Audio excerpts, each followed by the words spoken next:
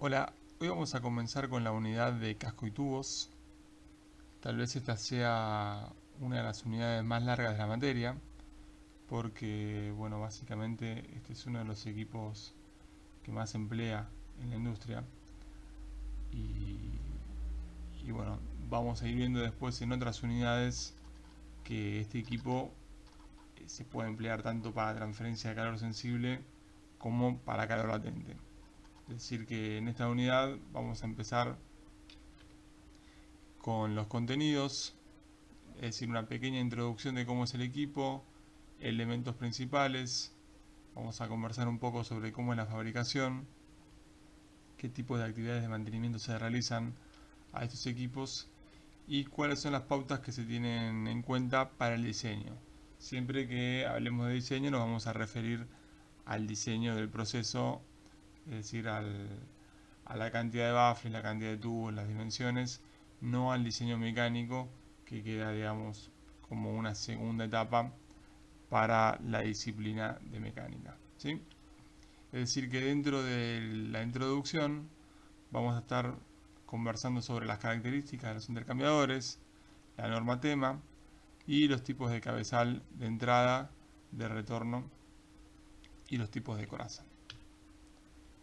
Bien, comenzamos conversando un poco sobre las características que tienen los intercambiadores de casco y tubo, ¿sí?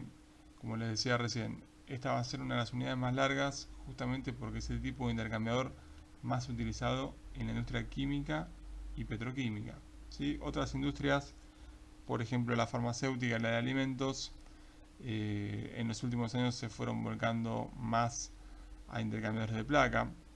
En realidad los intercambiadores de placa surgen ya desde hace varios años para este tipo de industrias porque presentan algunas ventajas en cuanto a la limpieza.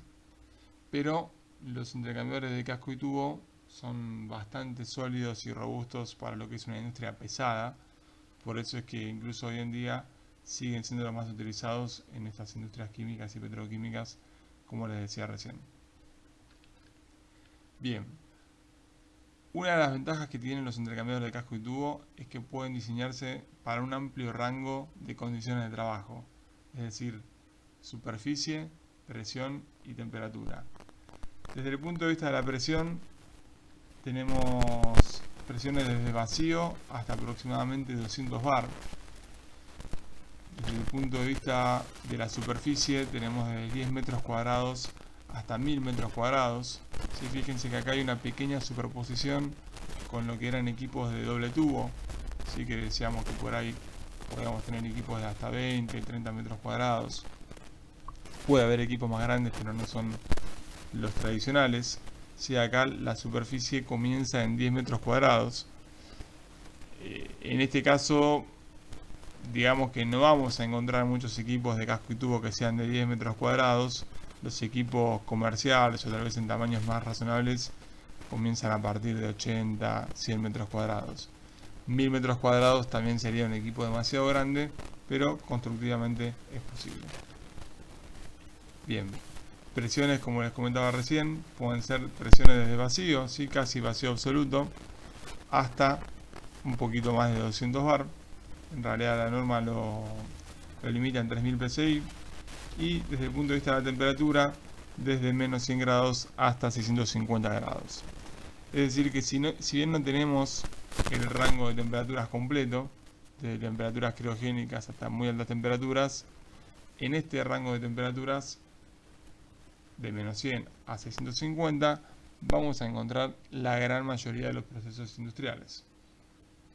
Por eso es que las características del intercambiador de calor de casco y tubo nos permiten poder utilizarlo en una gran cantidad de procesos. Bien, otra de las ventajas es que tenemos una gran cantidad de materiales disponibles para su fabricación. Sí, ya vamos a ver un poquito más adelante, pero mencionamos rápidamente acero de carbono, acero inoxidable, titanio, cobre. Es decir, los materiales y aleaciones más conocidas pueden ser utilizadas. Tenemos códigos de diseño de equipos sometidos a presión que pueden ser aplicados. Así que esto no es tan comparable con otro tipo de equipos, con otros intercambiadores de calor. Si ustedes ya saben que cuando hablamos de equipos sometidos a presión, nos referimos a equipos que tienen una presión interna lo suficientemente elevada como para entrar en alguna norma de diseño, ¿sí? Depende de la norma, puede llegar a ser 3 bar, 3,5 bar o alguna relación entre el volumen y la presión. Pero una vez que ustedes superan estas condiciones, se les puede pedir que cumplan con un código de diseño, ¿sí? Tal vez en nuestro país el código de diseño más popular sea el que vemos primero, el ASME 8, ¿sí? Que básicamente es una norma constructiva para Estados Unidos, pero hay otros códigos, hay otras normas, por ejemplo la Euronorma o la norma que se utiliza en el Reino Unido, que son también bastante populares, cada una en su región, y en definitiva lo que tienen como objetivo es el dimensionamiento mecánico del equipo para que soporte la presión, evitando siempre el colapso, ¿sí? Siempre cuando nos referimos a estos códigos de diseño, hablamos de equipos que están sometidos a presión, pero que no tienen fuego directo, ¿sí? Es decir, dejamos de lado lo que serían calderas para generación de vapor, o también dejamos de lado hornos de proceso. Bien, tenemos una amplia oferta de proveedores para cada etapa de la vida útil del equipo, ¿sí? Es decir que para el diseño podemos encontrar un montón de proveedores que nos diseñen el equipo, nos den los planos, las hojas de datos, nos digan cómo es el equipo en función de los parámetros de proceso que nosotros necesitamos. También, si ustedes siguen las pautas de la materia y de alguna manera incorporan los contenidos que tenemos para darles, ustedes también van a estar en condiciones de realizar el diseño de un intercambiador de calor. O sea que, dependiendo de las necesidades, pueden diseñarlo ustedes, puede diseñarlo un tercero, pero lo importante es que existe esta flexibilidad. Para la fabricación, de igual manera, cualquier taller especializado en equipos sometidos a presión puede fabricar tranquilamente un equipo de casco y tubos, ¿sí? Que no va a pasar, ya vamos a ver en otro tipo de equipos que son mucho más específicos, por ejemplo los intercambiadores de placa o los hornos de proceso. De la misma manera, el mantenimiento o lo que se refiere a reparaciones de los equipos se consigue ampliamente, ¿sí? Al ser equipos, como les decía, que son muy utilizados en la industria química y petroquímica, todo el sistema de proveedores, desde el inicio de la fabricación hasta la operación y el mantenimiento, se puede encontrar en gran cantidad de talleres y ofertas, ¿sí? O sea que en ese sentido no estamos comprando o no estamos fabricando, diseñando un equipo a medida y algo raro que necesita un proveedor especializado, ¿sí? Que a veces pasa con algunos sistemas, por ejemplo una bomba de un diseño especial, cualquier mantenimiento hay que hacerlo con el fabricante de esa bomba, y si no son esos repuestos no sirve ningún otro tipo de repuesto. Acá ocurre justamente lo contrario. Tenemos un diseño que es abierto, es general, y todo el sistema de mantenimiento es bastante simplificado. Bien, hablamos ahora de la norma tema. ¿Qué es la norma tema? Básicamente es un conjunto de estándares recomendados por fabricantes de intercambiadores de calor. Es decir, que se juntaron una gran cantidad de fabricantes de intercambiador de calor, principalmente de Estados Unidos, y llegaron a una especie de consenso sobre cuáles sean los criterios mínimos para fabricar intercambiadores de calor de tipo casco y tubo, ¿sí?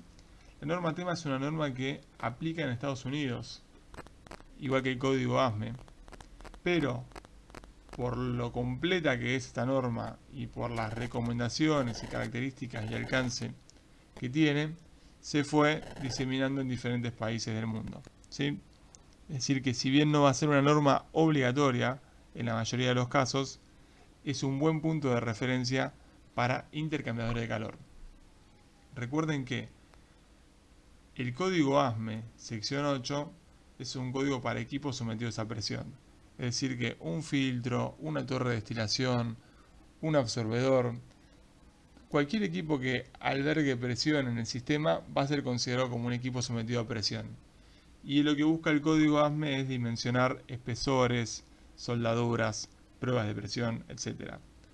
La norma tema es de alguna manera una ampliación del código ASME, sin pertenecer al código ASME, pero es una ampliación específica para intercambiadores de calor, ¿sí? Por eso las recomendaciones que vamos a encontrar son específicas para este tipo de intercambiadores. Bien, básicamente aplica para intercambiadores de casco y tubo, pero algunos incisos también van a aplicar para otros tipos de intercambiadores tubulares, ¿sí? Que no necesariamente son de casco y tubo. Bien, como les decía, entonces la norma se basa en las normas de Estados Unidos, ¿sí? Como en Estados Unidos el código de fabricación obligatorio es el código ASME, entonces la norma tema está basada en el código ASME. Es decir, toma como base que se cumple el código ASME sección 8 división 1, aparatos sometidos a presión sin fuego directo, y en base al código ASME ofrece recomendaciones o requerimientos adicionales, ¿sí? Es decir que sería un poco raro utilizar la norma tema con la euronorma o la norma británica. Se puede, porque algunos complementos son genéricos, pero básicamente la norma nació para complementar al código ASME. Bien, y dentro de lo que es la norma tema, vamos a encontrar diferentes tipos de equipos, es decir, una clasificación. Tenemos tipo R, tipo C y tipo B. Fíjense que acá tenemos la descripción de cada uno. El tipo R sería el requerimiento más severo, porque las condiciones del proceso se entienden que son las más rigurosas o exigentes, y es la que aplica para la industria del petróleo y del gas. En el caso específico de los equipos bajo norma tema tipo R, que son los que vemos acá, tenemos también una norma que está preparada por el Instituto del Petróleo, Estados Unidos, Instituto del Petróleo Americano, que es la API 660, ¿sí? Es decir que todo lo que nos diga la norma tema tipo R todavía puede ser complementado por la norma API 660. En el escalón siguiente tenemos los intercambiadores tipo B, que son para la industria química de procesos. Es decir, una industria que puede llegar a ser de condiciones severas, pero tal vez no tan severa o no con las mismas exigencias que la industria del petróleo y del gas. Y por último tenemos los intercambiadores tipo C, que son intercambiadores que se los conoce como de tipo comercial, pero que en resumidas palabras serían servicios que no tienen ningún tipo de criticidad. Por ejemplo, digamos que el intercambiador de calor aceite-agua en un equipo, en una máquina, por ejemplo un compresor, una turbina, que tiene su circuito de aceite, que el aceite se calienta como consecuencia del proceso y que después hay que enfriarlo para hacer la lubricación de los cojinetes. Ese tipo de intercambiador no es tan complejo, no es tan crítico. En ese caso podría entrar bien un tipo C. Después, cuando nos vamos entrando en los intercambiadores de calor que realmente forman parte del proceso productivo, ¿sí? De lo que estamos queriendo obtener de nuestro proceso, ahí seguramente tengamos intercambiadores tipo B, si es industria química, o tipo R, si es industria petroquímica. Bien, algo importante para comentar es que estos intercambiadores, esta clasificación, no es solamente un nombre sobre el tipo de industria a la que aplica, sino que también nos va a dar requerimientos. Es decir, que en determinada pauta o definición, por ejemplo, presión máxima de trabajo, o espesor mínimo de corrosión, o espaciamiento entre tubos, la norma va a decir, bueno, si el equipo es tipo R, el requerimiento es este. Ahora, si el equipo es tipo B o C, el requerimiento será aquel. ¿Está bien? Entonces la norma va dando recomendaciones y dentro de esas recomendaciones las clasifica o las divide según la aplicación final que se le va a dar al equipo. Y lógicamente, en la medida que nos ponemos más exigentes, de C a B o de B a R, esos requerimientos constructivos o de diseño van a ser también más exigentes. Bien, por otro lado pasamos a lo que es la denominación de los equipos. Tenemos por un lado diámetro interno y longitud de tubos, una nomenclatura específica para el cabezal de entrada, envolvente y cabezal de retorno. Y ahora vamos a ver algunos ejemplos como para tratar de aclarar un poco de qué se trata. Esta figura que vemos acá es la figura de la norma tema, ¿sí? La figura N1.2. Y lo que tenemos básicamente es una figura dividida en tres partes.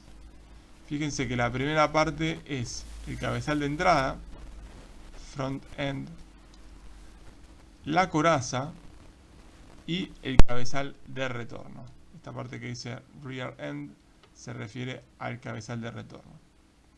Es decir que nosotros podemos de alguna manera armar el equipo con tres partes: un cabezal de entrada, una coraza y un cabezal de salida. Y según la combinación, el tipo de partes que utilicemos para cada una de estas tres, nos va a quedar una designación, ¿sí? Vamos a ver un poquito más adelante en la clase cómo es cada tipo de cabezal, pero fíjense que en definitiva tenemos cabezales de entrada de diferentes tipos, corazas de diferente tipo y cabezales de retorno de diferente tipo. O sea que tranquilamente un equipo podría ser, por ejemplo, B, E, M, ¿sí? Es decir que si uno dijera un equipo BEM, estaría hablando que el cabezal de entrada es tipo bonete, la coraza es de un paso y el cabezal de retorno, fíjense que es estacionario, parecido al cabezal tipo B para la entrada, ¿sí? Y de la misma manera se pueden dar otras combinaciones. Por ejemplo, se puede dar A, cabezal plano, E, coraza de un paso y S, cabezal flotante con anillo de respaldo, ¿sí? O sea que el concepto de tener, como decíamos acá, una nomenclatura de cabezales de entrada, envolvente y cabezal de retorno, es simplemente darle una letra a cada tipo de cabezal y una letra a la envolvente. Vamos a ver un ejemplo. AES 635 4877. Es decir, que tenemos, por un lado, A, dijimos que era cabezal de entrada tipo canal. E, coraza de flujo para un paso. Y S, cabezal flotante con anillo partido de respaldo. ¿Está bien? No se preocupen ahora por tratar de recordar qué significaba cada cosa, sino simplemente pensar que cada una de esas letras significa algo. ¿Está bien? Ya vamos a ver un poquito más adelante qué es cada cosa. Simplemente lo que quiero tratar de mostrar es cómo es la mecánica, cómo es la clasificación. ¿Y qué nos dicen estos números? Bueno, 635 dijimos que era el diámetro, ¿está bien? 635 milímetros, o en pulgadas, 23 pulgadas y un cuarto. Y el último número que nos queda acá, 4877, es la longitud de los tubos.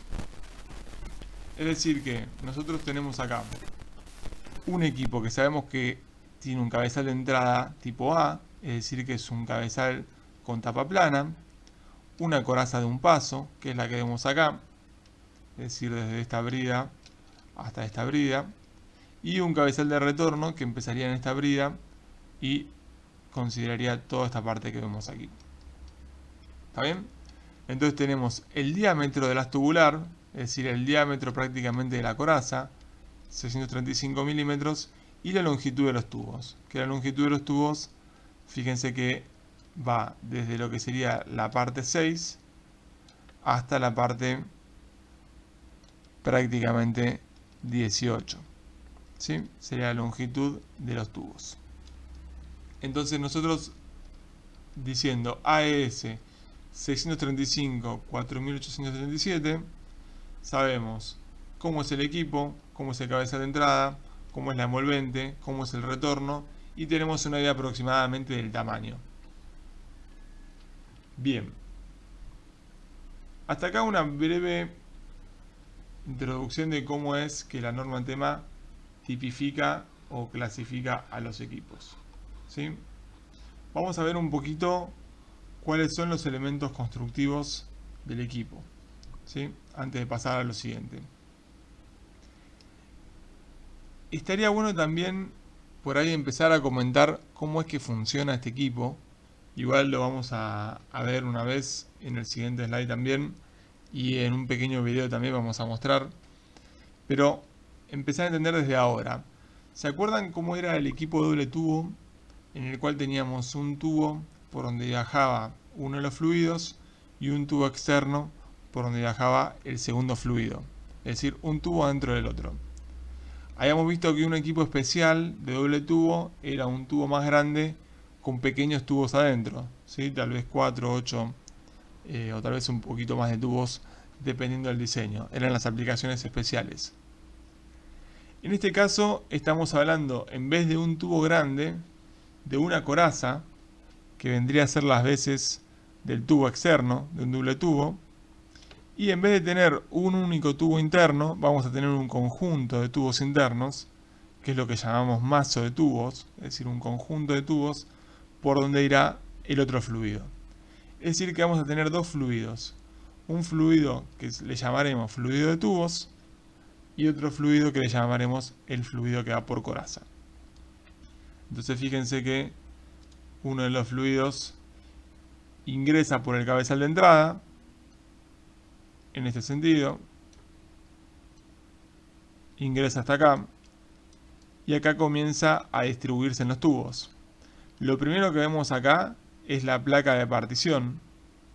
Esta placa de acá lo que hace es, de alguna manera, limitar el pasaje del fluido, porque fíjense que si esta placa no estuviera, el fluido pasaría desde la conexión de entrada hasta la conexión de salida. Y nosotros queremos forzar al fluido a que pase por los tubos. Entonces, al dividir con la placa de partición, estamos direccionando el fluido hacia los tubos. Entonces, fíjense que de todos los tubos que teníamos disponibles para que el fluido circulara, en este caso solamente va a circular por la mitad, porque la mitad inferior quedó bloqueada o cegada por la placa de partición. Es decir, que el fluido va a entrar por este tubo, por este tubo, por este tubo, por este tubo y por todos los que no vemos porque me están quedando en la parte de atrás del dibujo. El fluido entonces se distribuye en todos los tubos homogéneamente y va a recorrer el equipo, en este caso de izquierda a derecha, hasta que llegue al final. Por acá va a llegar el fluido que estaba en este tubo, también en este y también en este. Fíjense que en el extremo opuesto, es decir, en el cabezal de retorno, no tenemos una placa de partición. Es decir, que todo el fluido que venía por la parte superior del equipo, la única posibilidad que tiene es ir hacia el extremo inferior. ¿Está bien? Es decir, acá no tenemos ninguna limitación, pero lo que sí sabemos es que por donde vino no va a poder volver, porque esto es un flujo estacionario. Permanentemente el fluido está yendo de izquierda a derecha. Entonces, ¿cuál es el lugar más propicio para ir? Continuar avanzando, en este caso de derecha a izquierda. O sea que la cantidad de tubos que tenemos en la parte superior, que es donde se dividió inicialmente, es la misma que la que tenemos en la zona inferior, ¿sí? A esto es lo que llamamos pasos por tubo. Es decir, el fluido va, en este caso, en dos pasos. Tenemos un paso, que es la primera parte, la que vivimos acá. El primer paso es de izquierda a derecha, recorriendo todo el equipo. Y el segundo paso es cuando llegamos al cabezal de retorno y volvemos hacia el cabezal de entrada. En este caso, de derecha a izquierda. Este es el segundo paso. ¿Y qué ocurre acá? Nuevamente nos encontramos con la placa de partición arriba. O sea que la única manera del fluido para continuar su camino es avanzando hacia la conexión de salida. ¿Sí? Es decir que el fluido que va por los tubos se divide homogéneamente por los tubos del equipo, en este caso por la mitad, porque solamente la mitad está disponible. Avanza de izquierda a derecha en el primer paso y luego de derecha a izquierda en el segundo paso. ¿Qué va a pasar con el fluido de coraza? A diferencia de lo que pasaba en el equipo de doble tubo, en el cual el flujo era contracorriente o cocorriente puro, acá el flujo no va a ser totalmente concéntrico, porque fíjense que en la coraza tenemos estas placas, estas chapas, que se llaman baffles, y una de las funciones es direccionar el fluido. Es decir, que si el fluido de coraza ingresa por acá, lo que vamos a hacer es, de alguna manera, avanzar hacia abajo, porque esta placa no nos deja continuar avanzando, hasta llegar a esta pequeña ventana. Una vez que lleguemos a la ventana, vamos a pasar por abajo de la ventana y como encontramos otro bafle, la única opción va a ser subir. Encontramos otra ventana, pasamos por la ventana y bajamos. Y así repetimos el patrón, ¿sí? De alguna manera vamos zigzagueando, subiendo y bajando, de manera tal de llegar desde una punta hacia la otra. En un momento estamos en la conexión de salida y naturalmente el fluido de coraza sale. ¿Sí? Es decir que tenemos por un lado un fluido que va por tubos, que tiene una sección tubular y que tal vez se comporte algo bastante parecido a lo que vimos en un equipo de doble tubos, y un segundo fluido que es el de coraza, que tiene ya un movimiento bastante diferente a lo que habíamos conversado en el equipo de doble tubos y que va zigzagueando dentro del equipo. Y este zigzagueo dijimos que es gracias a los baffles. Esto como para tener, digamos, una mirada global o rápida de lo que es el equipo. Bien, vamos a ver un poquito la nomenclatura, lo que son las diferentes partes del equipo. Primero, seguimos con el ejemplo, una coraza de flujo de un paso, es decir, una coraza tipo E. Ya vamos a ver más adelante qué otro tipo de corazas tenemos, pero convengamos es que en este caso el flujo siempre fue de izquierda a derecha. Fíjense que el de tubos, los tubos fueron de izquierda a derecha una vez y de derecha a izquierda la segunda vez. Es decir que hubo dos pasos por tubos. El primer paso hacia allá, el segundo paso hacia acá. Mientras que en la coraza hubo solamente un paso. Siempre fui de izquierda a derecha. Si bien voy zigzagueando, que es una característica natural del equipo, en términos de pasos contó como un solo paso. Es decir, de izquierda a derecha fui una sola vez y después ya no volví. Por eso decimos que es una coraza de un paso. Coraza para flujo de un paso. ¿Sí? Es lo que nos dice la coraza tipo E, que es lo que vemos acá. Entonces, el número 1 lo que nos marca acá es toda la parte de la coraza. El número 2 nos marca el cabezal de retorno, ¿sí? Que es donde dijimos que venían los tubos de la primera mitad superior y se redistribuían hacia la mitad inferior. En el puesto número 3 tenemos la brida de la coraza. ¿Sí? Fíjense que acá tenemos la interconexión entre la coraza y el cabezal. Dijimos que el equipo lo íbamos a dividir en tres partes. Entonces, cada una de las partes, cabezal de entrada con coraza y coraza con cabezal de retorno, se pueden unir a través de bridas, como es este ejemplo. Vamos a ver que también se pueden unir por soldadura, pero el más común es por bridas. Entonces vamos a tener acá una brida de interconexión entre las partes del equipo, ¿sí? Es decir que el equipo se podría dividir en tres partes y esas partes en sí mismas se van uniendo con bridas. Bien, o sea, acá vemos la primera de las bridas de unión entre el cabezal de entrada, ¿sí? Que sería esta brida de acá, y la envolvente o la coraza.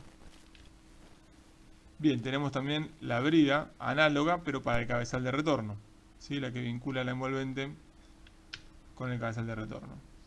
Conexión de entrada y salida del fluido de coraza, las vimos acá, las 5 para la entrada y las 5 para la salida. Podrían funcionar al revés también, entrar por abajo y salir por arriba. Placa portatubos, también vimos que placa portatubos tenemos acá una placa portatubos y otra placa en el extremo opuesto, es decir, es aquella placa en la cual nosotros vamos a sostener los tubos de un extremo y del otro extremo, ¿sí? El cabezal de retorno flotante con anillo partido es el que vemos acá, tipo S. Más adelante vamos a ver todos los tipos de cabezales. La brida de retorno, también fíjense que tenemos como una brida todavía metida acá adentro. Tal vez en el ejemplo anterior, en el dibujo anterior se veía, ven que tenemos una brida para interconectar la coraza con el cabezal de retorno, que en realidad esto más que cabezal de retorno es una tapa, una cubierta, y después tenemos una brida interna que nos vincula la zona de tubos con el cabezal de retorno, ¿sí? Así que hay dos juegos de bridas, una interna y otra externa. Eso es lo que marcamos acá. La brida del cabezal de retorno flotante es una brida interna.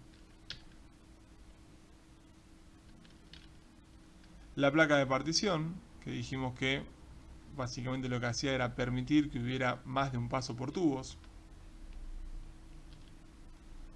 La placa portatubos en el cabezal de entrada. ¿Está bien? Tenemos la placa portatubos aquí y la segunda placa que ya la vimos. El cabezal de entrada con tapa plana.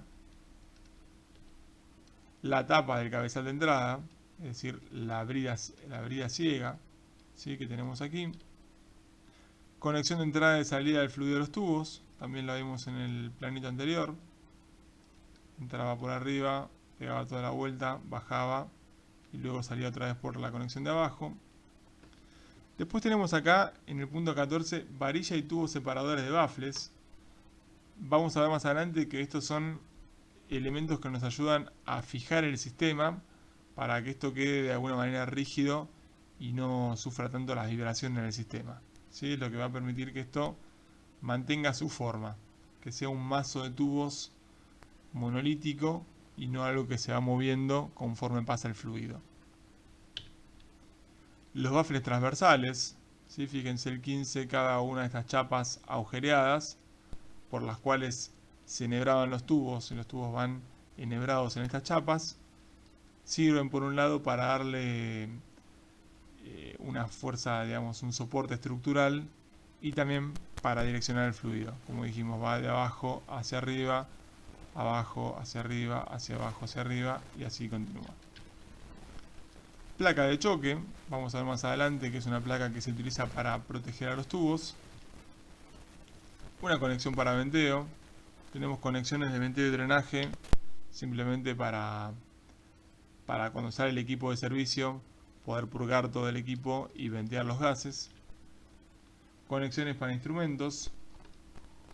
En el 19 podemos medir presión o temperatura. Cunas de apoyo, es decir, este equipo no va a estar en el aire. Una de las posibilidades de soportación es apoyarlo sobre unas cunas que generalmente son de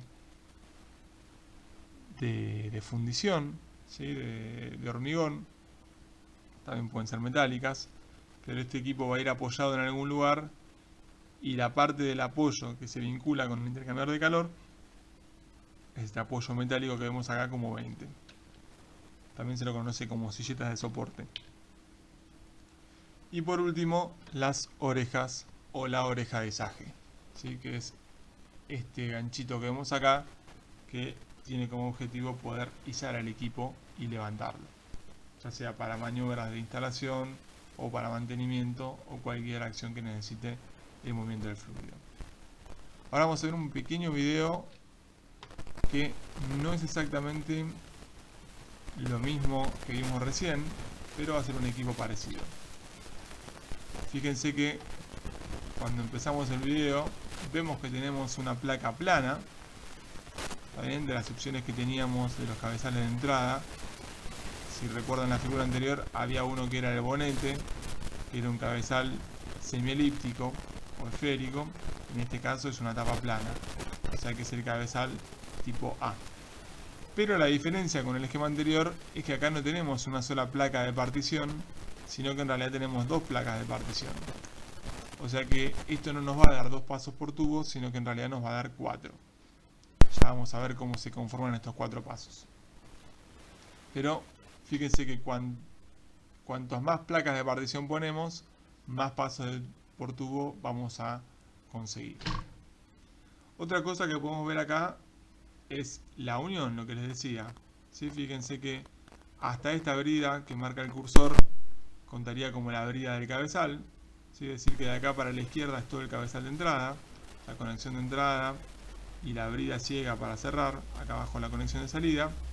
Y esto que vemos acá es la placa portatubos, es decir, una placa circular con tantos agujeros como tubos necesita el equipo y por donde se va a distribuir el fluido de los tubos. También fíjense que todo el equipo está unido por espárragos, y cada espárrago tiene 2 tuercas para mantener la estanqueidad del equipo. Bien, seguimos con el video. Acá tenemos la placa tubular, la placa portatubos. Cierra. Acá vemos una apertura de la coraza. Fíjense todos los tubos en amarillo. Y por acá atrás se ven los baffles en blanco.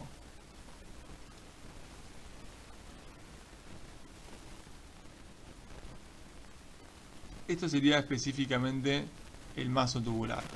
Entonces tenemos el primer paso por tubos, el segundo, el tercero y el cuarto. Fíjense que la placa no está completamente llena de tubos, sino que justamente en estos espacios que vemos acá es donde corresponde la colocación de una placa de partición. ¿Sí? Así que si vemos un poquito más atrás, fíjense que acá teníamos 2 placas de partición, o sea que entre el paso 1 y el paso 2 hay una división, y este espacio que vemos acá, donde no hay tubos, corresponde con una placa de partición que vamos a ver después, que está en el otro cabezal. ¿Saben? Pero básicamente, mirando la placa tubular, nos fijamos cuántas divisiones hay y vamos a entender de alguna manera cuántos pasos por tubo puede tener el equipo. Bien, acá vemos los baffles. En este caso son baffles con doble segmentación. Lo vamos a ver un poquito más adelante. Y ahora pasamos a ver el cabezal de retorno. Fíjense que el cabezal de retorno, bueno, es tipo flotante. Y es decir que se encuentra el cabezal, es decir, el fluido va a estar adentro de este cabezal que está pintado en amarillo, dejando esta otra segunda cáscara o cabezal semielíptico va a quedar simplemente como cubierta para el equipo. Es decir que el cabezal de retorno propiamente dicho va a ser lo que vemos acá adentro en amarillo. Bien, y acá vemos la placa de partición que nos faltaba. ¿Se acuerdan que en el cabezal de entrada teníamos una división acá y otra por acá abajo? En el cabezal de retorno, naturalmente no vamos a encontrar la misma configuración que en el cabezal de entrada, sino que va a tender a complementarse. Es decir, que si en el cabezal de entrada había una partición acá, en el cabezal de retorno vamos a encontrar una partición abajo. Y luego la siguiente partición estará en el cabezal de entrada. Y así conformamos los 4 pasos.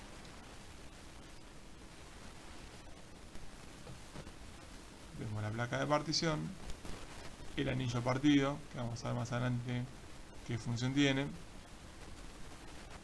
Y ahora vemos la conexión de entrada de la coraza, conexión de salida de la coraza. También tendremos una conexión de entrada a los tubos y una conexión de salida de los tubos. Bien, ¿y cómo es que viaja cada fluido? Bueno, el fluido de coraza, fíjense que en este caso no es exactamente el mismo que el que hablábamos antes, porque cambian los baffles, pero en vez de zigzaguear, fíjense que la forma de los baffles de alguna manera le va marcando al fluido cómo tiene que viajar dentro de la coraza. ¿Sí? Es decir que tenemos 2 baffles con un espacio en el medio y después un baffle partido sin las ventanas. Entonces obligamos al fluido a que se divida hacia abajo y hacia arriba y se junte, se divida y se junte, y así va avanzando a lo largo del equipo. Este es el tipo de baffle que llamamos con doble segmentación. Así que el fluido de coraza va haciendo este patrón de flujo, dividiendo y uniendo el caudal a lo largo de todo el equipo. Y fíjense qué pasa en simultáneo con el fluido de los tubos. Ingresa por la conexión de entrada, encuentra la placa de partición y solamente están disponibles, digamos que la cuarta parte de los tubos. ¿Está bien? Es decir, el otro 75% restante no está disponible porque no puede acceder debido a que tengo una placa acá que me está limitando. Entonces obligatoriamente todo el caudal va a pasar por el cuarto superior del equipo. ¿Sí? Es decir, que va a avanzar de izquierda a derecha, inundando todos los tubos y viajando desde el cabezal de entrada hasta el cabezal de retorno. ¿Qué pasa cuando llega al cabezal de retorno? La placa de partición está un poco más abajo. Entonces, todos los tubos que venían por el cuarto superior van a pasar al segundo cuarto, porque el fluido, venía por la parte superior, quedando la inferior descubierta. Entonces fíjense que el fluido va desde arriba hacia abajo. No puede seguir bajando porque encuentra nuevamente una placa de partición. Es decir que acá empezamos el segundo paso. Fíjense. Paso por tubo número 2. Y volvemos de derecha a izquierda otra vez al cabezal de entrada. ¿Qué sucede ahora? Encontramos dos placas de partición. No podemos subir porque hay una placa arriba, no podemos bajar porque hay una placa abajo. Entonces entramos al siguiente paso por tubos, al tercer cuarto. Avanzamos de izquierda a derecha por el paso por tubos número 3 y nuevamente la placa de partición nos dice a dónde tenemos que ir. No podemos ir hacia arriba, entonces evidentemente la solución será continuar hacia abajo. Es decir que ahí conformaríamos el cuarto paso por tubo. ¿Sí? Con lo cual en este video, en esta animación, vemos la importancia de las diferentes partes. ¿Ven? Las placas de partición, como dijimos, tienen como función direccionar el fluido para que podamos tener tantos pasos como nosotros queramos, que eso lo vamos a ver, es una característica del diseño, la cantidad de pasos que queremos o que necesitamos, mientras que el tipo de bafle en la coraza va a servir para direccionar el fluido de la coraza y darle el patrón que nosotros necesitemos. En este caso habíamos dicho que era de dividirse y unirse en el medio, pero también podría ser zigzagueante de arriba hacia abajo o de izquierda a derecha.